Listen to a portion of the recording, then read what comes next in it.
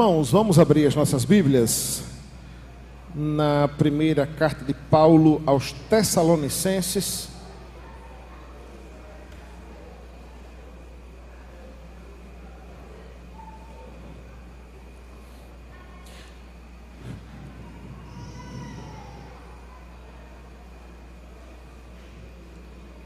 Primeira carta de Paulo aos Tessalonicenses, no capítulo 5.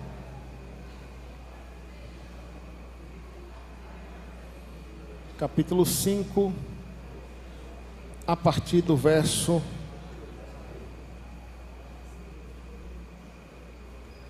14.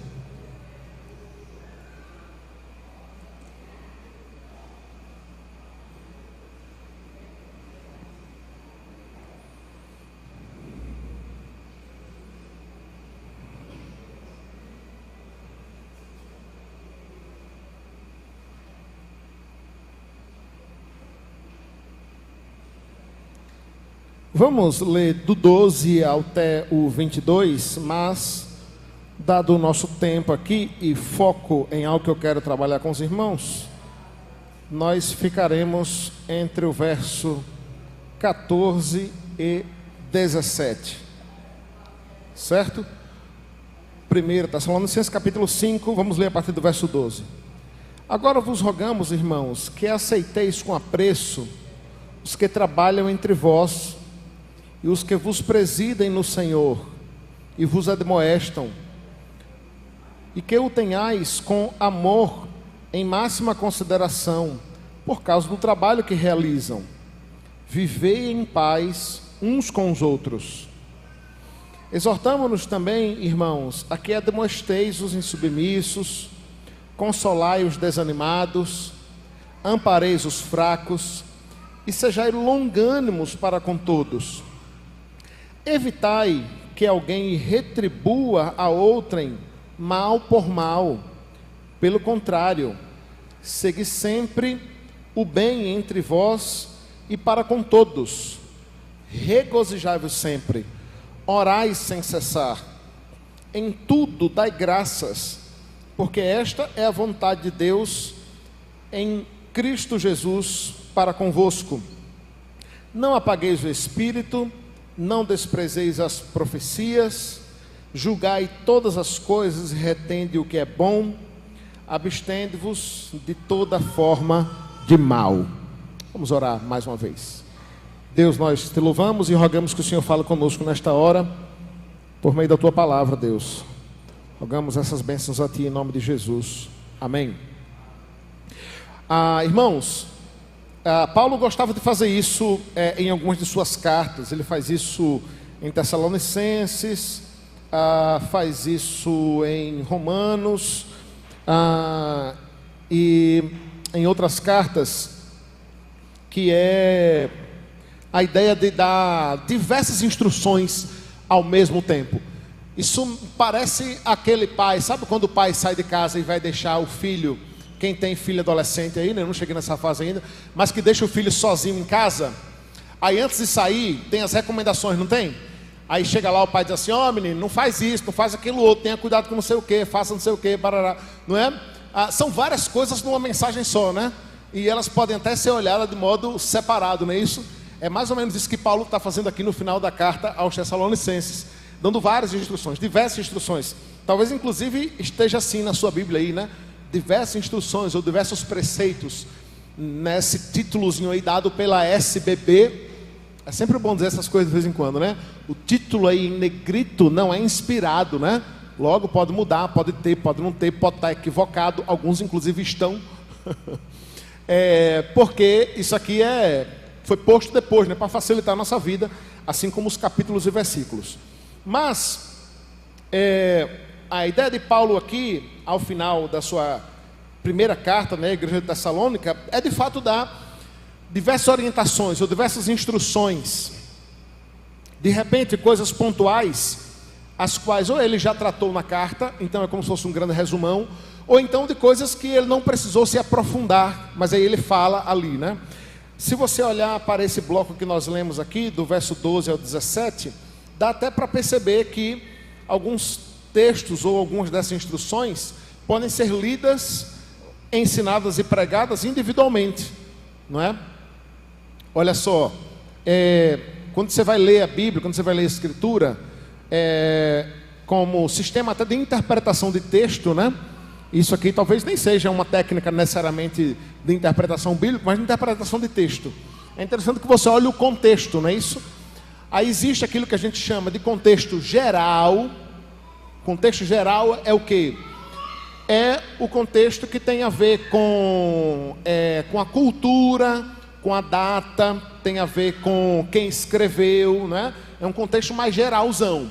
E tem o contexto específico, né? Que é o contexto no qual aquelas palavras foram ditas. O que foi dito antes, o que foi dito depois, certo? Nem sempre um texto ou um versículo precisa desse contexto próximo, desse contexto mais aproximado, né? Por quê? Porque ele está tratando de algo avulso, né? É o caso aqui dessas instruções. Paulo começa aí, vai acompanhando na sua Bíblia, Paulo começa aí nos versos 12 e 13, dizendo o modo com que a igreja deveria tratar, cuidar, né? Ou se referir às autoridades, muito provavelmente às autoridades eclesiásticas, aos presbíteros, aos pastores, aqueles que exerciam um ensino, né? Por isso ele diz, olha, rogamos que os irmãos aceitem com apreço aqueles que trabalham entre vós, os que presidem no Senhor e vos admoestam, né? Então, aqui é muito provável que fosse uma referência ao modo como a igreja deveria lidar, agir e reagir quanto à liderança. No verso 13 ainda, que está ligado ao 12, os quais com amor e máxima consideração, ou melhor, né? E os tenhais com amor e máxima consideração, por causa do trabalho que realizam, né? E ainda dentro desse texto aqui, viver em paz uns com os outros, né? Aqui tem essa relação de viver em paz todo mundo, mas também é uma paz que deve existir entre líderes e liderados, né? Uma paz que deve existir entre aqueles que ensinam, que admoestam, que trabalham, dedicam suas vidas a isso, mas também aqueles que vivem debaixo dessa liderança. Então perceba que o também aqui do verso 14, exorto-vos também, significa que ele já mudou de assunto. Consegue perceber o bloco diferente aí? Não é? Então, do verso 14 em diante, ele traz outras instruções, as quais eu quero ir até o verso 17 aqui. Por que eu escolhi esse bloco especificamente aí? Para falar de um tema muito importante, irmãos, que é sobre o cuidado mútuo da vida cristã. O cuidado mútuo da vida cristã.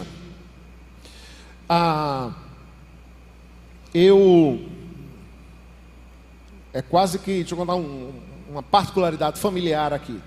É quase que religioso que acaba o culto aqui, a gente vai para casa, aí enquanto a gente come um lanchinho lá, eu além das crianças, a gente fica assistindo programas de documentários da vida selvagem. Todo domingo. Aí a gente fica lá vendo o leão, o golfinho, né? É uma bela forma das crianças aprenderem, além de glorificarem a Deus pela criação, né? E eu sempre gostei muito desse negócio, e é interessante observar que boa parte dos animais, eles vivem em bandos, certo? Boa parte dos animais selvagens, principalmente ali na região da África, né? Que é uma região de uma expansão territorial muito grande, eles vivem em bandos. Os menores vivem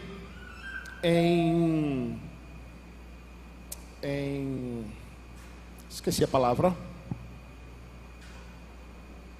Não. De ovelhas, rebanhos. Em rebanhos, né? Porque o bando aponta para essa ideia de uma coisa maior, né? E os rebanhos vivem em grupos menores, né? Mas tem algo muito interessante acerca dos bandos e dos rebanhos, né? É que você sabe que por mais que o animal tenha defesas próprias, como alguns têm, né? Por exemplo, um dos maiores bandos que existe são os dos gnus, que chegam a milhares e milhares, né, de bandos, né?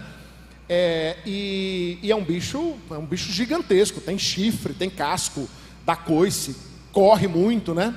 Mas ainda assim, tanto nos grandes bandos quanto nos pequenos rebanhos, você sabe qual é a maior proteção do bando e do rebanho? Eles mesmos. O rebanho é a proteção do próprio rebanho. O bando é a proteção do próprio bando. Isso vale, de um modo geral, para todos. Eles se protegem, eles protegem os filhotes, eles protegem os mais fracos, não é? Alguns bandos e de alguns animais mais ferozes, né, inclusive enfrentam ali, né, enfrentam o predador, né, a fim de proteger os demais. E é muito interessante, né, observar que rebanho é uma das características ilustrativas principais para o povo de Deus, não é isso? Nós somos, e talvez os mais poéticos também, né? Afinal de contas, ele, Cristo, né? Ele é o pastor, né? E ali é sempre bom lembrar, né? Que a ilustração ali de Cristo é o pastor, não é esse pastor que a gente está acostumado hoje, né? Ali, hoje, quando a gente fala a palavra pastor, né? Logo a gente mentaliza alguém de terno e gravata com o microfone e uma Bíblia na mão, né? Pense você que na cultura judaica, quando se falava a figura de um pastor, logo se imaginava alguém com um cajado na mão, fedendo a ovelha, certo? Com uma roupa própria típica, que estava à frente de um rebanho, né? É esse o sentido bíblico de que Cristo é o pastor, não é? É nesse sentido, né? E por que ele é o pastor? Porque nós somos as ovelhas, como diz a Escritura, do seu quê? Do seu pastoreio, né? Nós somos as ovelhas do seu pastoreio. Com o passar do tempo, irmãos, principalmente, grave isso aqui, por conta da visão equivocada do episcopado, a visão equivocada do episcopado, eu dei uma aula aqui nessas aulas conjuntas, né? Lembram disso que a gente falou a diferença entre as igrejas episcopais, as igrejas congregacionais e as igrejas conciliares. As igrejas episcopais são aquelas que entendem que é preciso elencar uma pessoa, uma figura, e ele é quem exerce a liderança, o cuidado, o governo, né? E tudo está centralizado nele, não é? E essa pessoa não sai necessariamente do rebanho, não é? No sistema congregacional, é a ideia de que todo mundo participa, todo mundo vota, todo mundo lidera. E o sistema congregacional é a ideia de que a liderança sai do próprio rebanho. A liderança sai do próprio rebanho e ela é representativa, né? Mas talvez próprio de uma visão episcopal, foi transmitindo-se ao longo dos anos a ideia equivocada, e até uma visão equivocada também agrária, né? De que só quem cuida das ovelhas é o pastor. É o pastor quem cuida das ovelhas. Só e somente só. Só que quando a gente olha para a Escritura, irmãos, através de textos como estes, nós vemos a importância e a ênfase no cuidado mútuo, no cuidado uns com os outros. E esse cuidado abrange proteção, exortação, admoestação, amor, amparo, misericórdia, compaixão, nas relações que precisamos ter e alimentar uns com os outros. Então, aqui é o que Paulo está fazendo, mostrando essa importância do cuidado mútuo e como devemos fazer isso uns com os outros. Então vejamos quais são as instruções aqui, né? De alguns que se caracterizam como mandamentos recíprocos, né? Dessa ideia de que devemos fazer uns com os outros. Em primeiro lugar, Paulo nos mostra aqui que o cuidado mútuo, então, é uma responsabilidade de toda a igreja. Não é incomum, irmãos, você ouvir frases do tipo, nos corredores das igrejas Brasil afora: rapaz, fulano de tal está lá, olha, fazendo tal coisa, está lá cometendo tal pecado, pastor não vai fazer nada não, é? O conselho não vai fazer nada não? Olha, os presbíteros não vão fazer nada? E você, abençoado, já fez o quê? O que é que você já fez? Essa frase, que eu sei que você sabe que conhece e ela acontece, é típico de uma visão muito equivocada do que é igreja e do que é ser igreja. Do que é ser igreja. É uma visão equivocada, irmãos, de que a igreja é como se fosse um grupo onde a maioria são espectadores, são apenas funcionários ou são apenas clientes de alguém que está à frente e tem toda a responsabilidade de cuidar, de ministrar, gerir, pastorear, admoestar, exortar, disciplinar e tudo mais. E quando a gente olha para a Escritura, a gente vê que não é bem assim, mas não é mesmo. Olha aqui Paulo, olhando para a igreja de Tessalônica, se voltando para aqueles irmãos ali, mostrando essa responsabilidade do cuidado mútuo, do amparo mútuo, do pastoreio mútuo. Então ele começa dizendo: exortamo-nos também os irmãos, verso 14, que admoesteis os insubordinados. Vamos ficar por aí. Exortamos também os irmãos. A ideia aqui do exortar, e perceba que Paulo está fazendo aqui, já trazendo uma exortação à igreja, né? Mostrando a importância disso para a igreja ali, exortando a igreja quanto a isso. A exortação aqui é lá do grego, né? A palavra, eu lembro dessa palavra que eu precisei decorar e eu fiz uma correlação, né? A palavra grega para exortação é parakaleo, não é? E aí eu gravei que é o indivíduo que tem que vir para cá, né? Para cá, que é exortação, que é justamente a possibilidade de tradução da palavra lá do grego. A ideia de exortar é a ideia de chamar para perto. Olha só que interessante. Chamar para perto, a ideia de exortar, não é? É até bom porque muita gente olha para a exortação como se fosse algo ruim, né? Algo duro, é como se fosse uma briga, a bronca, né? E algo que afasta. Não, a exortação precisa ser algo que aproxime, que traga para perto. A ideia de você trazer alguém para perto de você, por amor, por cuidado, por misericórdia, por compaixão, e perto de você, você trata deste alguém, você cuida desse alguém. Então, Paulo aqui encoraja os irmãos a essa responsabilidade coletiva, que não é apenas pastoral, do cuidado mútuo, da exortação mútua. Irmãos, vocês já pararam para pensar no seguinte? Jesus diz assim, né? Vinde a mim todos que estáis cansados e sobrecarregados, e eu vos aliviarei. Já parou para pensar o modo como Deus faz isso? Como é que Jesus traz descanso aos sobrecarregados, alívio aos cansados? Já parou para pensar que eu e você podemos ser instrumentos do Senhor para fazer isso na vida das pessoas? Através do nosso cuidado, das nossas palavras, do modo como amamos uns aos outros. E é através disso que Cristo se utiliza de nós para trazer a essas pessoas consolo, descanso, paz, como a gente acabou de mencionar aqui, né? Cristo cumpriu este mandato, né? Levando paz e sendo esse agente da paz, mas também esse agente de exortação, né? Fazendo isso o tempo todo. O autor de Gálatas, no capítulo 6, verso 2, diz: levai as cargas uns dos outros, e assim cumprireis a lei de Cristo. Percebe aqui mais uma vez a ideia do cuidado mútuo, de levarmos as cargas uns dos outros, a ideia desse amparo, dessa proteção que nós devemos ter uns para com os outros. É a exortação primária que Paulo traz aqui.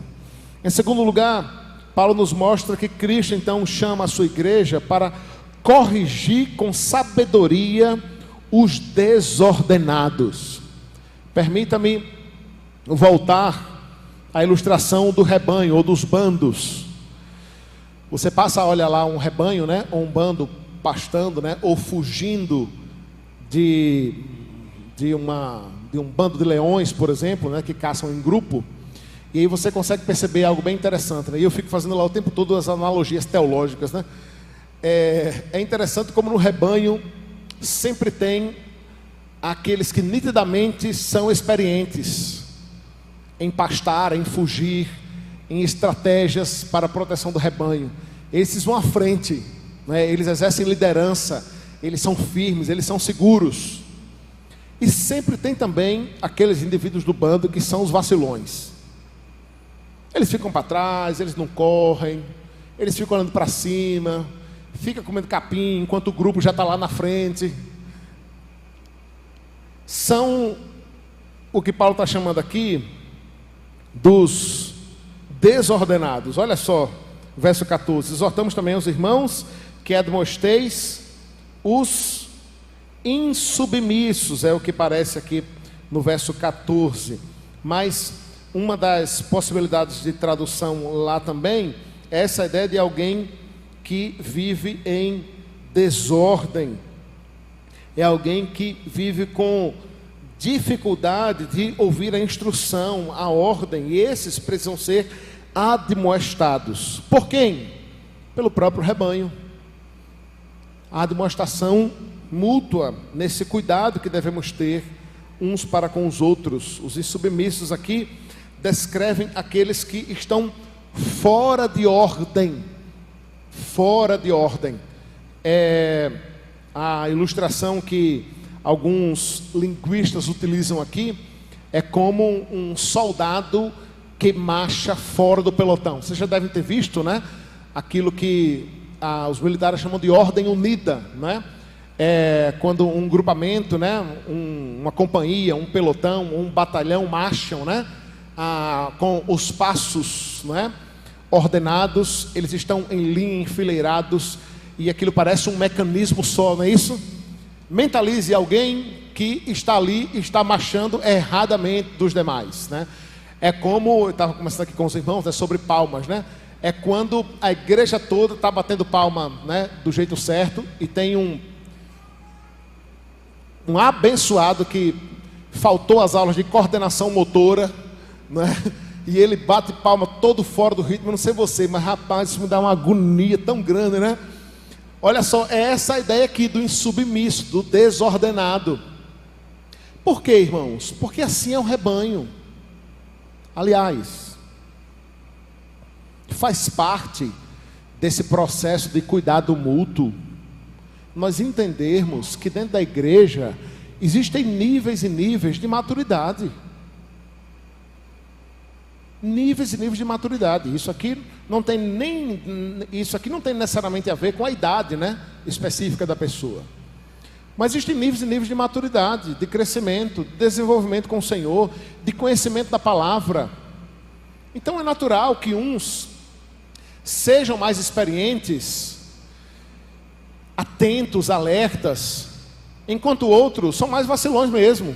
Erram, caem, tropeçam. E é aí que está a beleza da diversidade do rebanho, apesar da sua uniformidade. Apesar da uniformidade do rebanho, apesar da uniformidade do bando, da igreja, há a diversidade dentro dela.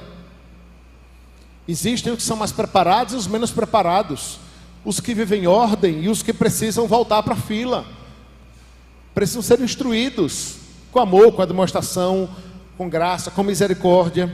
E é essa a instrução de Paulo aqui, né? Exortamos para que vocês admoestem os insubmissos, ou seja, chamem para perto, né? A ideia de admoestar aqui é a ideia da instrução, né? Descreve aqueles que andam fora de ordem, que precisam desse ajuste feito por aqueles que têm maior experiência. Foi exatamente o que Cristo fez conosco, né? Olha só, lá em Apocalipse capítulo 3, verso 19, ele diz que ele é aquele que repreende e disciplina aqueles a quem ele ama, porque ele é um Deus zeloso. Ele é um Deus zeloso. E com isso eu não estou dizendo que você tem que ser conivente com os pecados dos outros. Mas olha só, irmãos, a gente precisa ter mais paciência. A gente precisa ter mais paciência, principalmente, preste bem atenção, muitas vezes é perceptível na igreja um determinado nível de uma determinada característica de imaturidade em gente madura. E eu explico. Uma característica de imaturidade em gente madura. E isso é um tanto comum, viu? Isso é um tanto comum. Você já sabe como algo deve ser feito. Não é? Você já sabe como algo deve ser feito. Então, você vai lá e faz sem nem pensar. Não é? Você vai lá e faz sem nem pensar, né? Quem aqui já dirige há muito tempo, você não fica pensando, não é? Agora eu vou pisar na embreagem. Para quem tem carro manual, né? Agora eu vou pisar na embreagem aqui e passar a primeira marcha. Tem que tirar o pé devagarzinho da embreagem, senão o carro estanca. Agora tem que acelerar. A primeira marcha é à esquerda e para frente. Você dirige assim? Ninguém dirige assim, né? A gente simplesmente senta, nem pensa no que está fazendo e dirige naturalmente, não é isso? E quem está começando? Quem está começando é assim, senta, bota o cinto, aí... Eita, esqueceu o freio de mão. Aí tira o freio de mão. E aí quem está do lado, né? É por isso que muitas vezes o pai não quer ensinar o filho, o marido não quer ensinar a esposa, né? A esposa não quer ensinar, né? Prefere chamar pagar, né? Porque é preciso ter paciência, porque pra gente, para quem tem experiência em algo, é óbvio, é lógico, é rápido, é dinâmico. Mas a igreja, irmãos, é composta por gente que está começando agora, que comete erros e vacilos que, deixa eu lembrar, que eu e você cometemos muito lá atrás. Muito. Então é preciso ter paciência, é preciso ter tolerância com o erro dos outros. E isso faz parte desse cuidado mútuo. Às vezes nós somos muito intolerantes, irmãos, com os erros, debilidades, as limitações uns dos outros. Nós não estamos falando do indivíduo que está sendo ensinado que essa bolsa é preta e ele continua dizendo que é laranja. Não, esse daí tem que ser tratado com mais rigor mesmo, porque aí não é só falta de experiência, aí é insistência em manter o erro, em permanecer no pecado. Mas a gente está falando de gente que vai cometer determinados erros mesmo, e é natural que aconteça assim. É muito injusto, irmãos, querer exigir do adolescente, do jovem, da criança, a maturidade de um adulto. Isso é o que muitas vezes acontece no nosso meio. É muito injusto, irmãos, querer exigir a maturidade espiritual de alguém que está começando na fé agora, que tem 2, 3 anos de convertido, que chegou agora na IPB, de você que, me perdoa a expressão, é macaco velho de IPB, está aí há 50 anos de igreja, na 5ª geração. Percebe? Algumas coisas para quem tem experiência, é lógico, é rápido, é dinâmico, não tem por que estar gastando tanto tempo em determinadas brigas, discussões, problemas. Mas a igreja é assim mesmo, a igreja é composta de gente que está caminhando a 100 por hora e de gente que está engateando ainda. E é preciso esperar. O que a gente vai fazer? Vai sair correndo e deixar o mais fraco para trás? Deixar os filhotes para trás? Não, nós andamos juntos, nessa santa coletividade, nesse santo amor, nesse santo cuidado, e mais.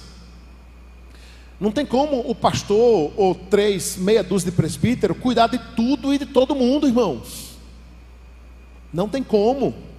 Então, em parte, eu queria que você saísse dessa aula aqui com a seguinte mensagem: neste rebanho, nós precisamos de você. Nós precisamos de você. O rebanho precisa de você. De você, indivíduo, enquanto ovelha. E de cada um. Para que possamos caminhar juntos. Para que possamos crescer juntos. Para que possamos avançar juntos. Como fazer isso?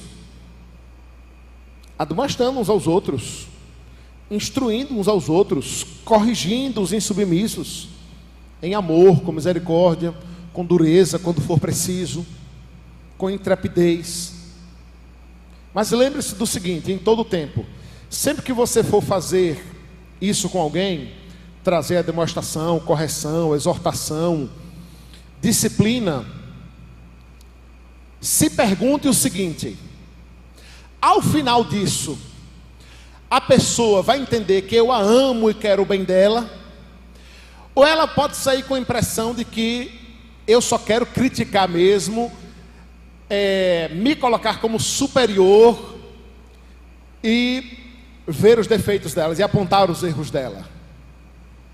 Porque isso vai fazer toda a diferença, irmãos. Toda a diferença. É triste como são poucos os que se disponibilizam a exortar uns aos outros, a demonstrar uns aos outros e a pastorear uns aos outros. E desses que se disponibilizam a fazer, muitos perdem, porque o fazem da maneira errada. O fazem de forma equivocada. Faz de uma forma que não contribui, não ajuda, né? Então, eu costumo exemplificar isso da seguinte forma. Aqui está a verdade. A verdade dura, rapaz, difícil de ser ouvida. Porque Rony, perdoe, viu, Rony? Porque Rony é um vacilão e fez um negócio que não rola. Não devia ter feito isso. Aí eu preciso chegar e conversar com Rony. Aí tem gente que quer pegar essa verdade aqui e, por ser verdade, tem duas formas de você fazer isso. Você pode chegar para Rony e dizer: ô Rony, aí você embrulha a verdade é só uma ilustração, irmão. Você embrulha a verdade numa caixa bonita, daquelas que vem com um laço vermelho, sabe? Sabe aquelas caixas bonitas quadradas, vem com laço vermelho? Aí você põe a verdade lá dentro. A verdade não vai mudar, ela continua sendo verdade. Mas é a forma como eu entrego. Eu chego lá: ô Rony, marcar um cafezinho aí, queria ir na sua casa. Aí você vai lá, você chega lá, você entrega a verdade para Rony. Eu trouxe isso aqui para você. Isso aqui é difícil. Essa verdade aqui é difícil para o Rony. É difícil, porque aqui ele pode ouvir: Rony, você tem que parar de ser fofoqueiro, cara. Você tem que ter cuidado com sua língua. Isso aqui pode ser: Rony, você tem sido negligente no cuidado com seus filhos. Você tem que ser um pai mais presente. Percebe que é uma verdade difícil de ouvir? Mas eu posso entregar assim numa caixa vermelha, ou eu posso entregar a verdade a Rony assim: ó, toma aí, Rony. Desculpa aí, meu irmão, foi só para ilustrar. Consegue perceber a diferença, irmãos? Diante de uma dura verdade para ser dita, irmãos, para ser trabalhada, a parte que vai ouvir a demonstração, a correção, a instrução, rapaz, a pessoa precisa ter certeza que eu a amo, e tudo que eu mais quero é conduzi-la pelo bom caminho, porque eu estou vendo que ela está indo para o abismo. Então a forma como isso vai ser feita conta muito, contribui muito, irmãos, muito mesmo. Inclusive no resultado disso. No resultado disso. Porque se eu passo a demonstrar os insubmissos, como diz Paulo aqui, a trazer exortação e correção, e eu transpareço com isso soberba, altivez, sabe? Superioridade, eu não vou obter resultado nenhum com isso, porque a pessoa logo trava, não quer nem lhe ouvir, não é isso? Então, quando for fazer isso, faça com sabedoria, faça com amor, e seja instrumento do Senhor. Seja instrumento do Senhor para a correção. Então, não hesite em corrigir erros, irmãos. E corrigir erros de pessoas que você ama. Uma palavra, uma atitude, uma ação, um pensamento, uma ideia. Faça isso. E como é que você faz então, de modo prático? Você marca um café, marca um sorvete. Vamos sair para bater um papo, conversar? Vamos. Pessoal, vamos. Chegando lá, você começa orando, ora, pede direção ao Senhor, busca um texto bíblico, lê e diz assim: meu irmão, eu lhe amo. Lhe amo tanto que eu tomei coragem para fazer um negócio difícil. Estou aqui para dizer que você está errando, olha, nisso. O que está acontecendo? Por que está acontecendo? Como eu posso lhe ajudar para que isso aconteça? Ah, pastor, eu não sei fazer isso não consigo fazer. Ore, se prepare, busque preparação mínima para isso. O Senhor nos capacitou a isso, irmãos. Basta conhecer a Escritura, o Evangelho, a Palavra, e sermos instrumentos do Senhor. Esse texto nos mostra então a responsabilidade desse cuidado mútuo que devemos ter em admoestarmos aos outros, em corrigirmos uns aos outros, né? Aí no verso 14. Ainda no verso 14, esse texto nos diz que nós devemos então depois de admoestar o submisso, consolar os desanimados. Aqui é mais fácil, é um trabalho mais fácil de fazer, porque sim, eu admito que talvez você estivesse aí pensando, mas pastor, você está falando isso aí é porque você não sabe como fulano de tal não aceita ser corrigido, não aceita ser repreendido. Pastor, e quando a pessoa não aceita a admoestação, por mais que ela seja feita em amor, né? Que a gente sabe que é assim mesmo, infelizmente é assim. Diante de alguns erros e diante de alguns problemas, muitos são orgulhosos, soberbos, né? Sempre tem uma justificativa para as suas ações, né? Infelizmente nós somos muito assim, né? O indivíduo está errado, ele até pode admitir que ele está errado, mas essa admissibilidade vem carregada de justificativas. Olha, eu errei, mas não sei o que, teve não sei o que, não sei onde, mas fulano de tal fez isso, aquilo, tudo, mas o outro agiu daquele outro jeito, por isso que eu fiz isso, né? Quase como fosse uma justificativa plausível para o erro, para o pecado, né? E eu sei que isso acontece. E isso é um trabalho mais desafiador mesmo, e talvez exija um pouco mais de preparo mesmo. Mas a segunda parte não, aqui, ó, porque Paulo fala de como nós devemos estar dispostos a consolar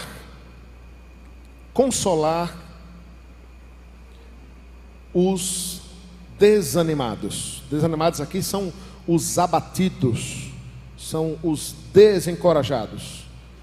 Porque assim também é no rebanho do Senhor. E sempre vai ter gente assim. No rebanho do Senhor, sempre vai ter gente madura, firme, preparada, bem alimentada, bem nutrida. É aquela ovelha que está com a saúde em dia e que sempre está à frente do rebanho, que sempre está atenta a tudo. Mas no rebanho de Cristo, você também vai ter sempre uma outra ovelha raquítica, que não tem se alimentado bem, que não tem comido o que deveria comer, que está fraca, desanimada e prestes a desistir, quer abandonar o rebanho e que precisa de ajuda, precisa de apoio, precisa de amparo. E, irmãos, eu acho que é mais que óbvio, né, dizer como o pastor e o conselho da igreja não tem como dar conta de tudo e de todos. E sabe o que é triste, irmãos?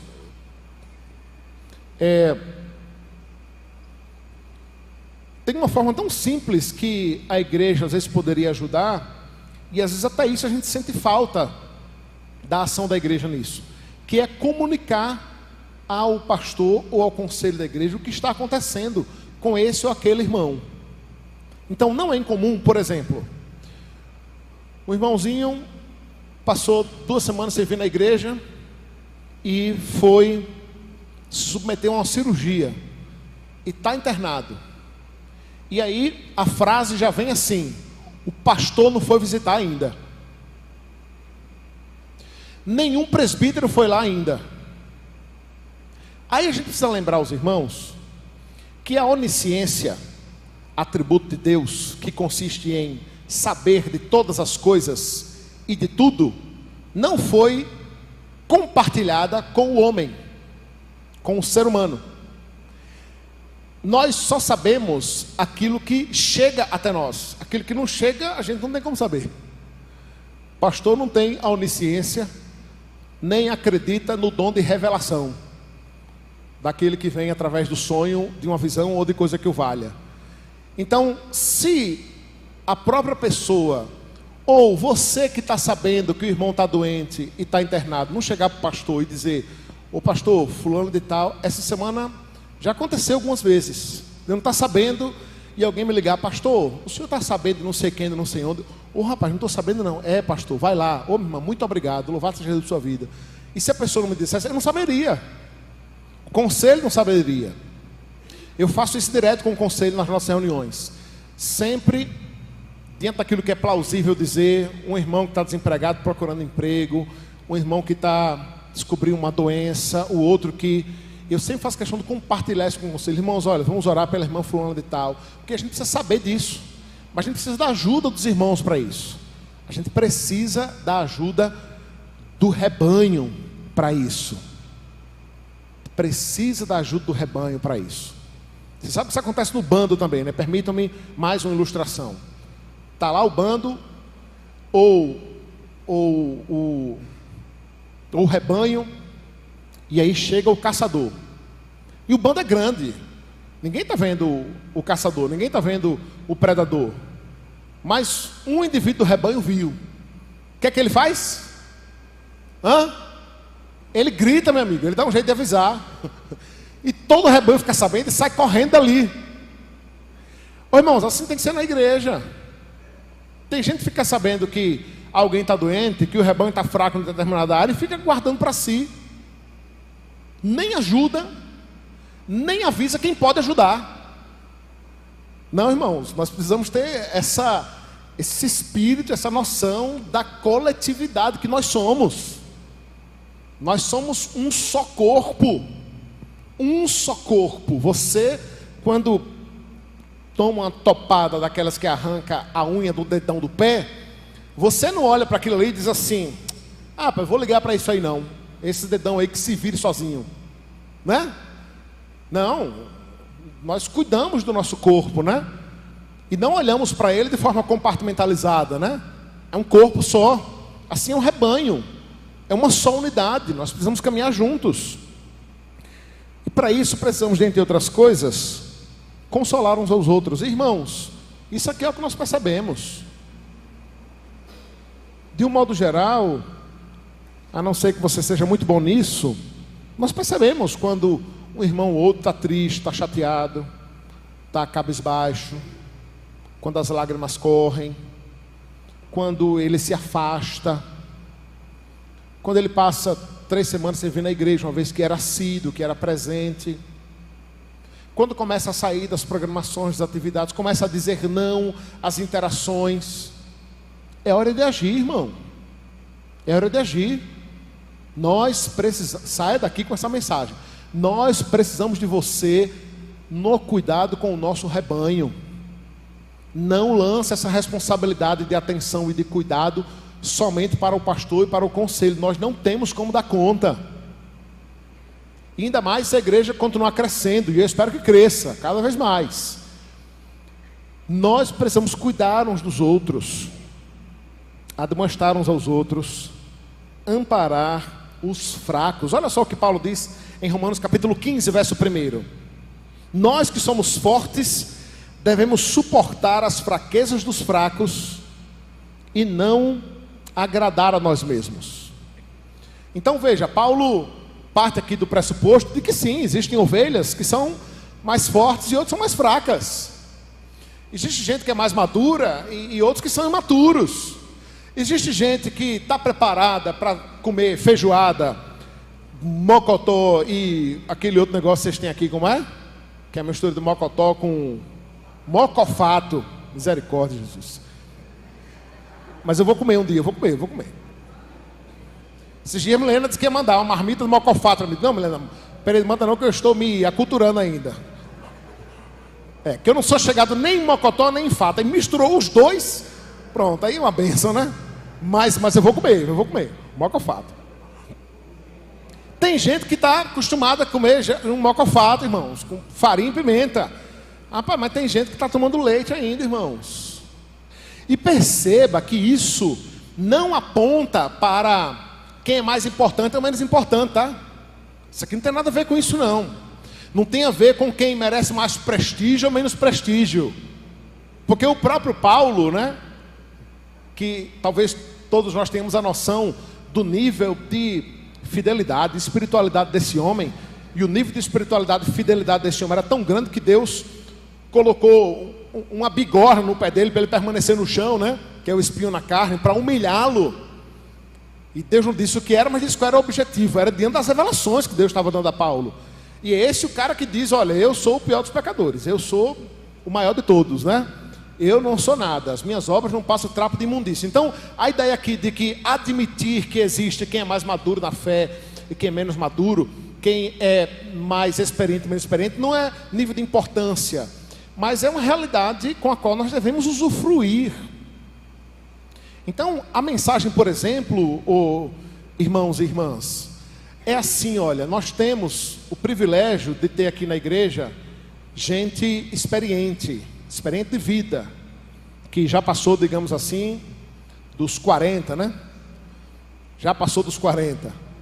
Olha só, eu digo isso que é um privilégio, né? Porque é muito comum hoje em dia você chegar numa igreja e a igreja só ter jovem, né? Se eu pudesse escolher, eu acho que nem é interessante uma igreja onde só tem idosos, assim como não é interessante uma igreja que só tenha jovens. Essa diversidade é muito boa, irmãos. É muito boa. Sabe por quê? Porque como a própria Escritura diz e instrui, as irmãs que acabaram de casar, que acabaram de ter filho, precisa da experiência das irmãs que já são avós. Precisa, irmãos. E sabe de uma coisa também, isso vale para as mulheres, vale para os homens. É muito mais fácil vocês se achegarem a eles do que eles se achegarem a vocês. Porque a sociedade e o mundo lá fora impõem barreiras entre essas faixas etárias que não deveria acontecer na igreja. Lá fora no mundo é assim, né? Os jovens andam com os jovens, os idosos andam com os idosos, não é isso?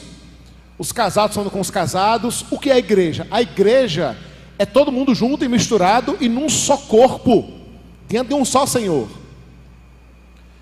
Então, como é que faz isso aqui? Você sentiu falta de um jovem? Rapaz, chame ele para comer um bolinho lá na sua casa. Aí você faz um bolinho, fulano de tal. Aí chama ele e chama um amigo dele também, que sozinho ele vai ficar encabulado para ir. Aí você chama ele, chama um amigo dele, chama para ir lá na sua casa, comer um bolinho, tomar um café. Rapaz, trouxe você aqui para dizer que eu estou sentindo sua falta na igreja. O que está acontecendo? Estou orando por você, viu? Irmãos, isso faz uma diferença grande. Olha só, isso aqui é fazer o quê? É na prática consolar os desanimados. Diz o verso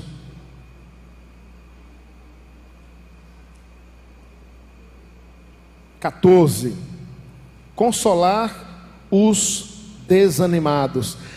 E aí dentro disso ainda, amparar quem? Os fracos. O fraco e o desanimado não é ímpio não, viu, irmãos? Nem é descrente não. Nem ele está desviado também não. Certo? Nem está desviado.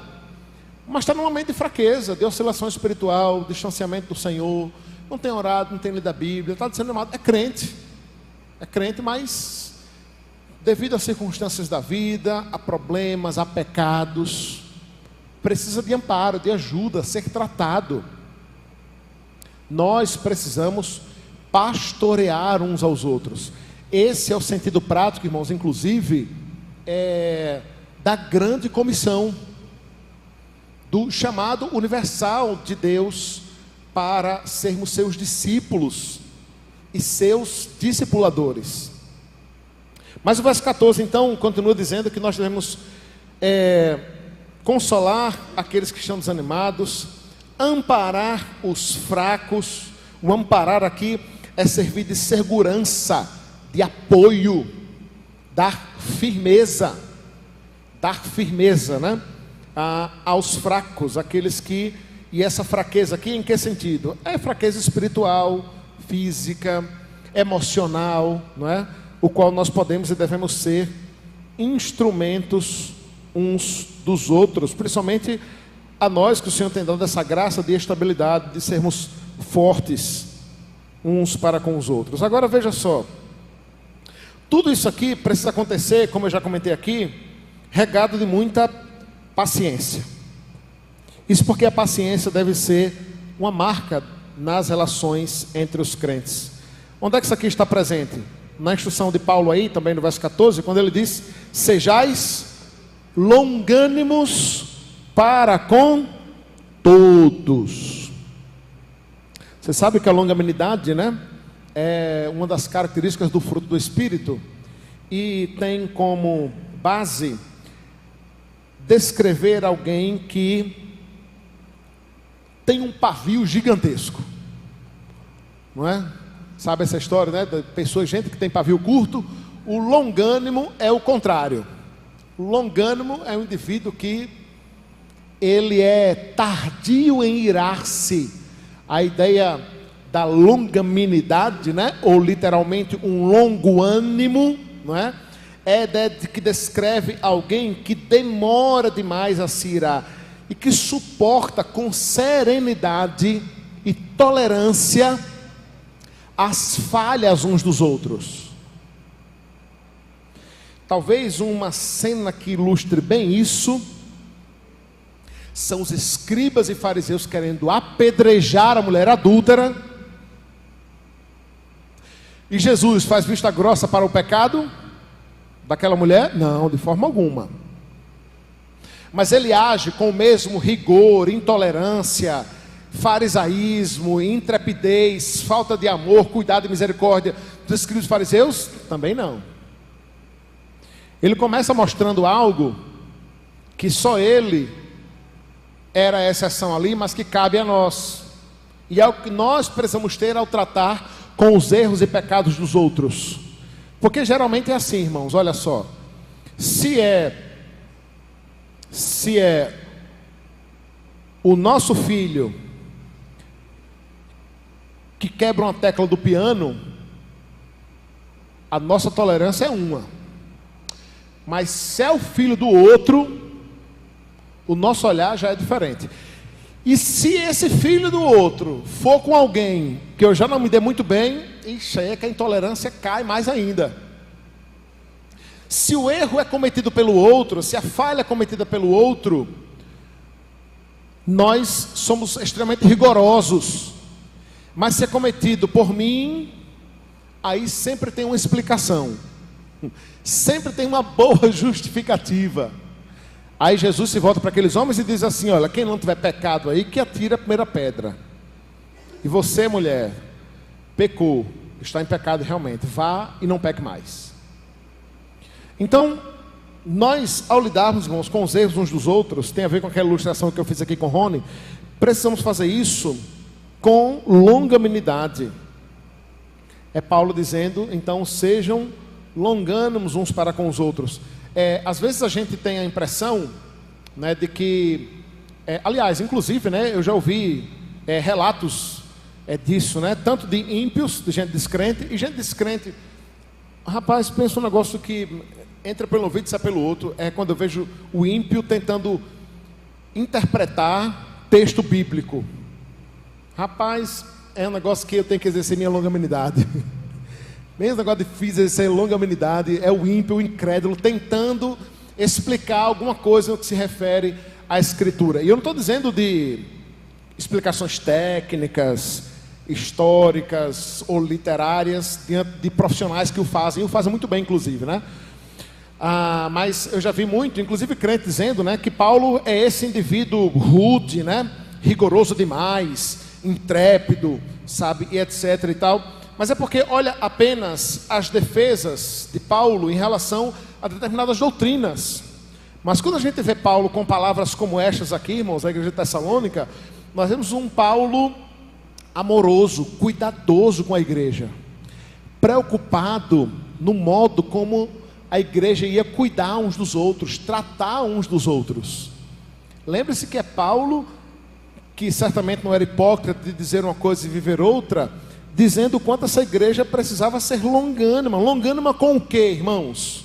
Com o que ele acabou de dizer, com os fracos, com os desanimados, com os errantes, com aqueles que falham e pecam. É esse o contexto direto aqui dessa longanimidade. Sede longânimo para com todos. A paciência, irmãos, deve ser uma marca dessa relação que precisamos ter uns com os outros, o que na verdade é um reflexo da característica do próprio Cristo, né? Mateus 11, verso 29 diz: aprendei de mim, porque sou o quê? Manso e humilde de coração. Nós, ao repreendermos, ao admoestarmos, ao animarmos, ao exortarmos, precisamos disso. Por mais que, preste bem atenção, por mais que muitas vezes as palavras precisem ser duras. É possível ser duro, intrépido e veemente, mas fazer isso com amor, com carinho, com cuidado, com compaixão, com misericórdia. É justamente essa a instrução de Paulo, no capítulo 4, verso 32, à igreja de Éfeso, quando diz: sede uns para com os outros, benignos, compassivos, perdoando uns aos outros, como também Deus em Cristo vos perdoou. Sede longânimo para com todos. E aí olha só a instrução de Paulo, no verso 15: evite que alguém retribua a outrem mal por mal. Pelo contrário, segui sempre o bem entre vós para com todos. Aqui, irmãos, é um pecado que todos nós precisamos admitir, tá? Todos nós precisamos admitir. O mundo e aqui permita-me dizer, o mundo, sob uma perspectiva darwinista, evolucionista, de seleção das espécies e de permanência de quem é mais fraco, ou melhor, de permanência de quem é mais forte, vai dizer que algumas reações, elas são quase que instintivas, né?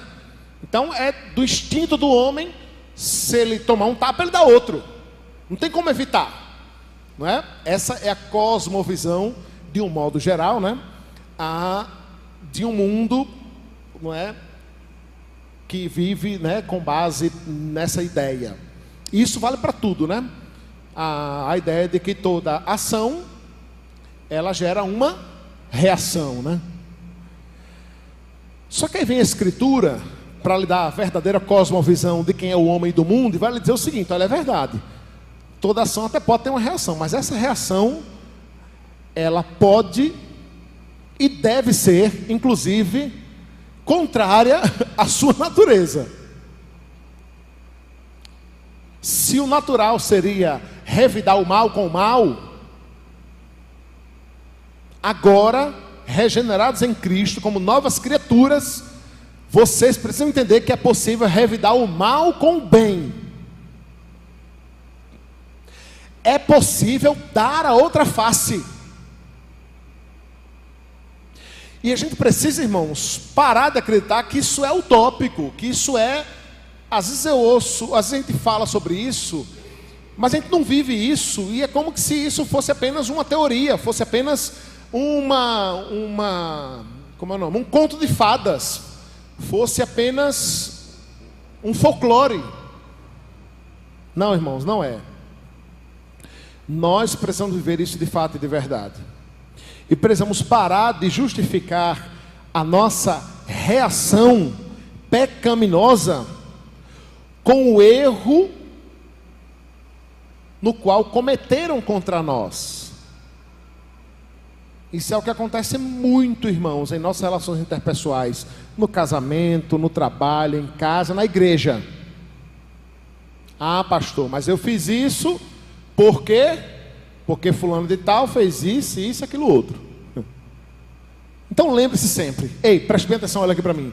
Toda vez que você tentar justificar o seu erro e o seu pecado com base no erro e pecado que cometeram contra você, a mensagem que você está dizendo é: eu acho que é justificável pagar o mal com o mal, porque é isso que é. É isso que é. E não me venha com essa ressalva: ah, pastor, então quer dizer que o crente é um bobalhão que vai receber tudo e fazer tudo, deixar que façam tudo com ele sem que ele faça nada. Não, nós não estamos dizendo isso, a mensagem não é essa. Mas existem os meios legais próprios de como se agir, de como se fazer. E o triste, irmãos, é que muitas vezes nesse mal por mal, de pagar o mal com o mal, que é um pecado que todos nós aqui e ali cometemos, nós vamos além de como deveríamos agir, e agimos com uma desproporcionalidade pecaminosa. Irmãos, não é incomum vermos acontecer a seguinte coisa: a irmã Maria peca contra a irmã Filisbina, aí a irmã Filisbina reage de um modo pior do que como a irmã Maria agiu com elas. Entenderam isso aí? O erro de proporcionalidade. E ainda assim quer se justificar. é um indivíduo que vai lá, recebe um murro do outro, e aí o indivíduo que recebeu o murro vai lá e espanca ele até a morte. Diz assim: ah, mas ele bateu primeiro. Acontece muito isso, irmãos, no nosso meio. Alguém vai lá e diz que eu estou gordo, barrigudo. E estou mesmo. Aí eu vou lá, fico sabendo que esse alguém diz que eu estou gordo, barrigudo, e destruo a reputação dele. Destruo ele. Com todo o ódio, ira e rancor que há no meu coração. Levanto verdades e inverdades em relação a ele. E acho que eu estou certo, porque afinal de contas, ele está também aí falando por aí que eu sou gordo e barrigudo.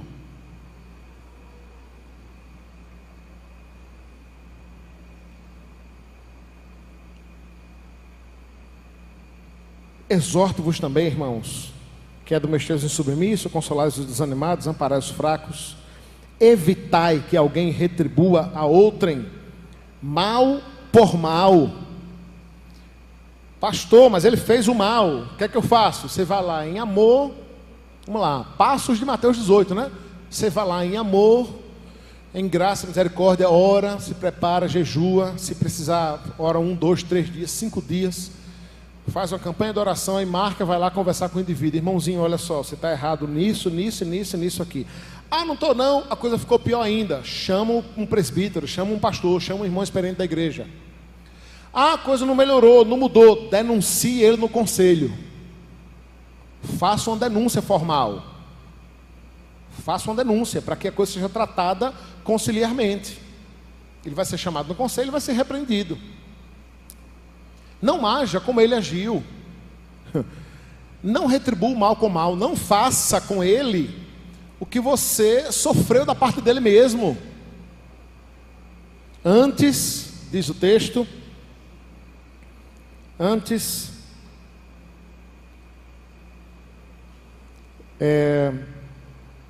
segui sempre o bem entre vós para com todos.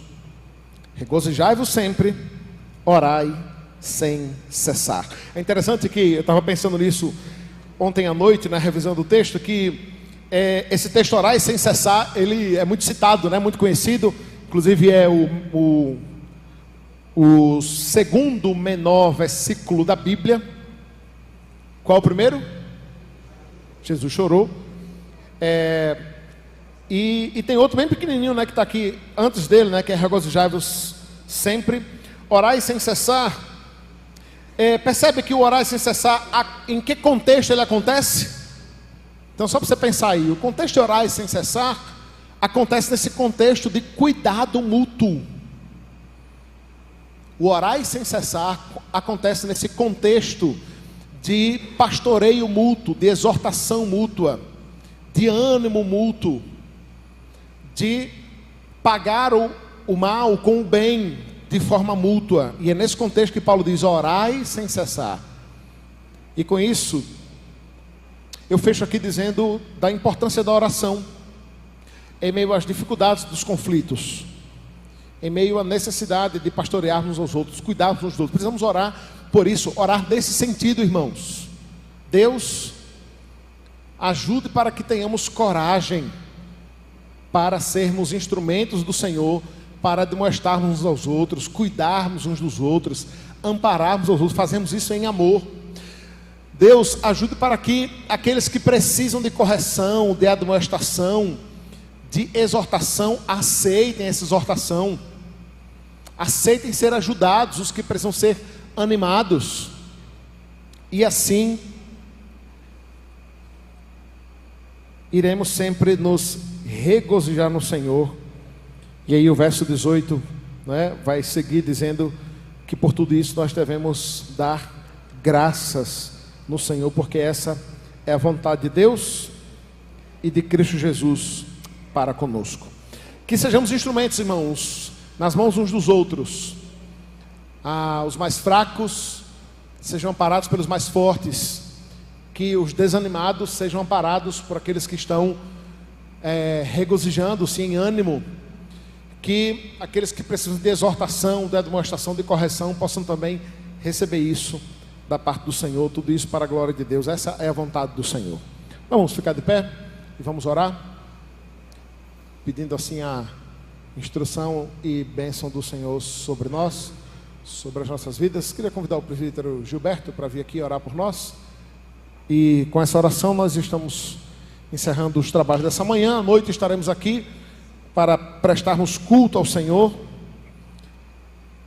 pontualmente às 18 horas, celebrarmos o nome de Cristo.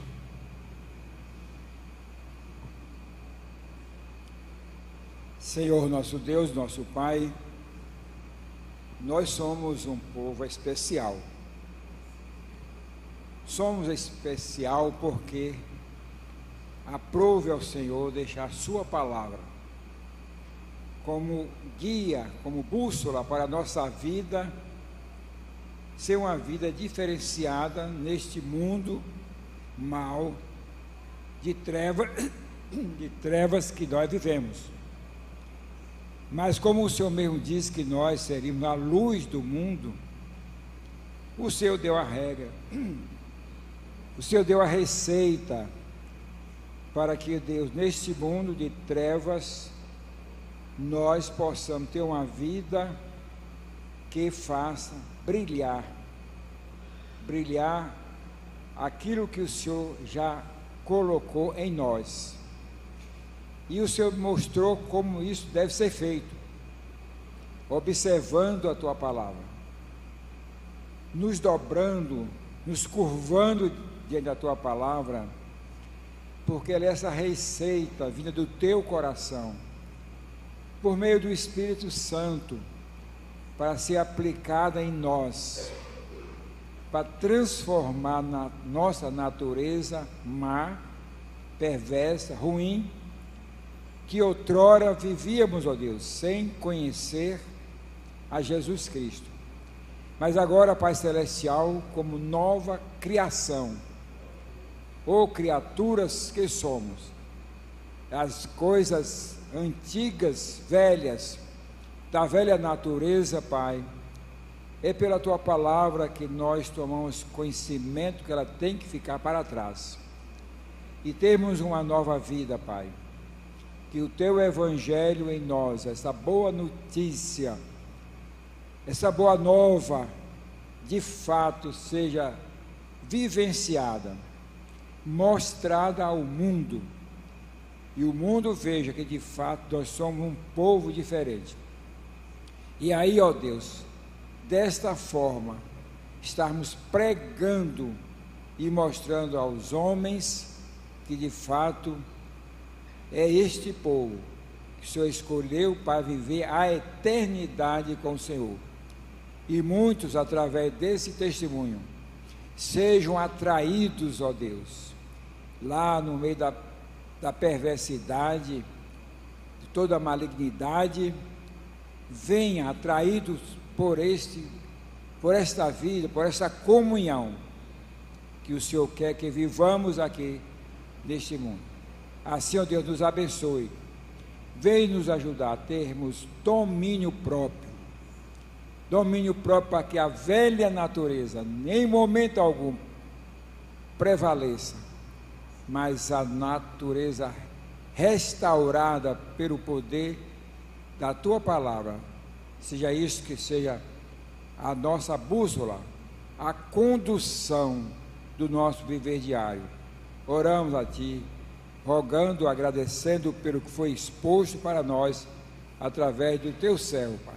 Nós agradecemos, Te louvando, e que isso fique acolhido, bem recebido em nós, como fruto do Teu amor para conosco. Nós oramos em nome de Jesus. Amém. Vão em paz, irmãos. Deus abençoe e um bom dia do Senhor a todos.